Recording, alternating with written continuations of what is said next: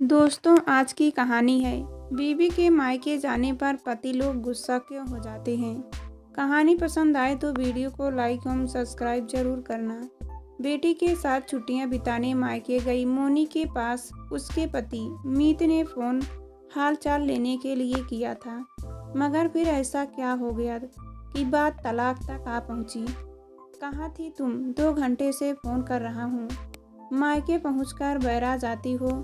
बड़ी देर के बाद जब मोनी ने फ़ोन रिसीव किया तो मीत बरस पड़ा। अरे वह मोबाइल इधर उधर रहता है तो रिंग सुनाई ही नहीं पड़ी। सुबह ही तो बात हुई थी तुमसे। अच्छा, क्या हुआ? किस लिए फ़ोन किया? कोई ख़ास बात? मोनी ने उसकी झल्लाहट पर कोई विशेष ध्यान न देते हुए कहा, मतलब तुमसे बात करने के लिए कोई ख़ास बात होनी चाहिए मेरे पास। क्यों ऐसे? मैं बात नहीं कर सकता? तुम्हारा और बच्चों का हालचाल जानने का हक नहीं है क्या मुझे?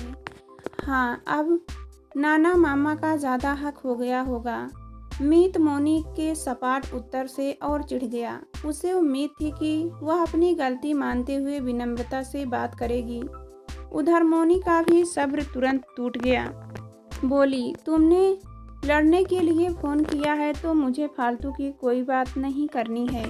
एक तो वैसे ही यहाँ कितनी भीड़ है और ऊपर से मान्या की तबीयत कहते कहते उसने अपनी जीभ काट ली। क्या हुआ मान्या को? तुमसे बच्चे नहीं संभलते तो क्यों जाती हो? अपने भाई बहनों के साथ मग्न हो गई होगी। ऐसा है, कल का ही तत्काल का टिकट बुक करा रहा हूँ, तुम्हारा वापस आ जाओ। तुम मायके जाकर बहुत पर निकल आते हैं तुम्हारे। मेरी बेटी की तबीयत खराब है और तुम वहाँ सैर सपाटा कर रही हो।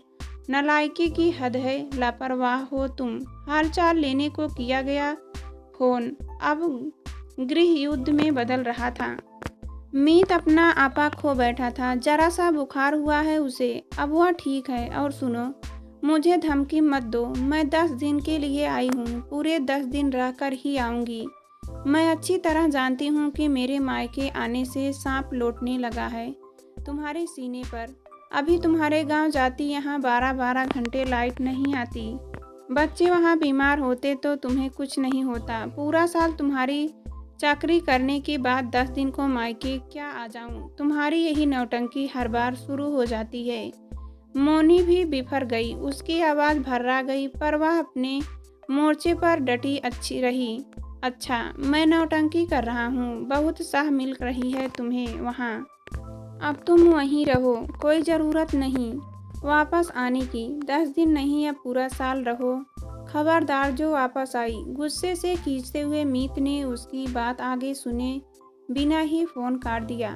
मोनी ने भी मोबाइल पटक दिया और सोफे पर बैठकर रोने लगी। उसकी माँ पास बैठी सब सुन रही थी। वे बोली, बेटी, वह हाल चाल पूछने के लिए फ़ोन कर रहा था। देर से फ़ोन उठाने पर अगर नाराज़ हो रहा था तो तुम्हें प्यार से उसे हैंडल करना था। खैर चलो, अब रो नहीं, कल सुबह तक उसका भी गुस्सा उतर जाएगा। मोनी अपना मुंह छिपाए रोते हुए बोली, मम्मी, सिर्फ 10 दिन के लिए आई हूँ। जरा सी मेरी खुशी देखी नहीं जाती। इनसे पत्तियों का स्वभाव ऐसा क्यों होता है कि जब भी हमें मिस करेंगे हमारे बिना काम भी नहीं चलेगा। तब प्यार जताने के बदले, हमारी कदर करने के बदले हम ही पर झल्लाएंगे, गुस्सा दिखाएंगे, हमसे जुड़ी हर चीज़ से बैर पाल लेंगे। यह क्या तरीका है ज़िंदगी जीने का? बेटी, ये पुरुष होते ही ऐसे हैं। ये बीवी से प्यार तो करते हैं पर उससे भी ज़्यादा अधिकार जमाते हैं। बीवी के मायके जाने पर इनको लगता है कि इनका अधिकार कुछ कम हो रहा है, तो अपने आप अंदर ही अंदर परेशान होते हैं। ऐसी झल्लाहट में जब बीवी जरा सा कुछ उल्टा बोल दे तो इनके आह पर चोट लग जाती है और बेताब का झगड़ा होने लगता है। तेरे पापा का भी यही हाल रहता था। माँ ने मोनी के सिर पर हाथ फेरते हुए उसे चुप कराया। पर मम्मी, औरत को 2 भागों में आखिर बांटते ही हैं क्यों पुरुष? मैं पूरी ससुराल की भी हूँ और मायके की भी। मायके में आते ही ससुराल की अपेक्षा का आरोप क्यों लगता है हम पर? यह 2 जगह का होने का भार हमें ही क्यों ढोना पड़ता है? मोनी ने मानो यह प्रश्न माँ से ही नहीं बल्कि सबसे किया हो। माँ उसे अपने सीने से लगाकर चुप कराते हुए बोली, इनके यहाँ और ससुराल के में 36 का आंकड़ा रहता ही है। मोनी, मैंने कहा ना कि पुरुष होते ही ऐसे हैं। यह इनकी स्वाभाविक प्रवृत्ति है और पुरुष का काम ही है स्त्री को 2 भागों में बांट देना, जिनमें एक हिस्सा मायके का और दूसरा ससुराल का बनता है। जैसे 2 अर्ध गोलाकार से एक गोलाकार पूरा होता है, वैसे ही एक औरत भी इन 2 हिस्सों से पूर्ण होती है। मोनी मूक बनी सब सुन रही थी, कुछ समझ नहीं रही थी और कुछ नहीं समझने की कोशिश कर रही थी। शायद यही औरत का सच है।